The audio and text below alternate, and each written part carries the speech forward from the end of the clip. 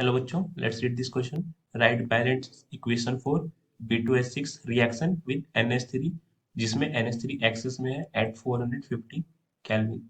सो हमें इस क्वेश्चन में बैलेंस इक्वेशन लिखना है. Please note the key concept of this question. This is that smaller amines such as NH3, CH3NH2 or CH3 whole twice NH, they do unsymmetrical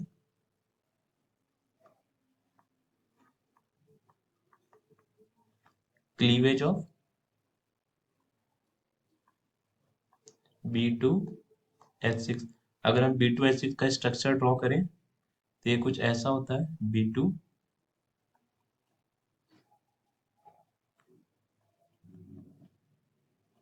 और दो hydrogen molecules, दो hydrogen atoms इधर एक plane से बाहर आते हुए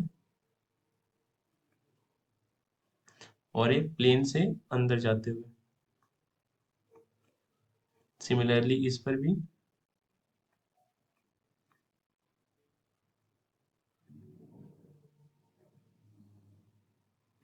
ये प्लेन से बाहर जाते हुए, ये प्लेन से अंदर जाते हुए.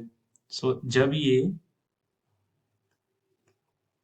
अमोनिया से रिएक्ट करते हैं एट फर्स्ट फेज, ये अमोनिया इस डाइबोरेन का B2H6 का अनसिमेट्रिकल क्लीवेज करता है और ये कोऑर्डिनेट बॉन्ड से BH3 को लोन पेयर डोनेट करता है. सो अब ये जो फॉर्म करेगा this will be BHH and then coordinate bond with NH3, यहाँ से भी NH3 और इस पूरे पर चार्ज आता है प्लस, एंड यहाँ से जो बच गया BH4 माइनस. ये एक आयनिक कंपाउंड होता है. फर्दर क्योंकि हमने टेम्परेचर बहुत हाई कर रखा है, दिस इज 450 केल्विन, सो ये रिएक्शन यहीं स्टॉप नहीं होता है. फर्दर इन शॉर्ट हम लिख सकते हैं this is BH2NH3 whole twice plus BH4 minus.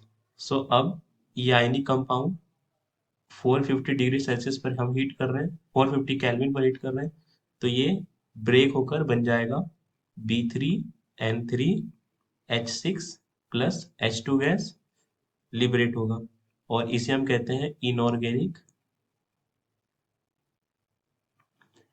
Benzene. इसका नेम होता है बोराजीन. सो इस पूरे रिएक्शन को हम एक इक्वेशन से रिप्रेजेंट कर सकते हैं, that B2H6 reacts with NH3 axis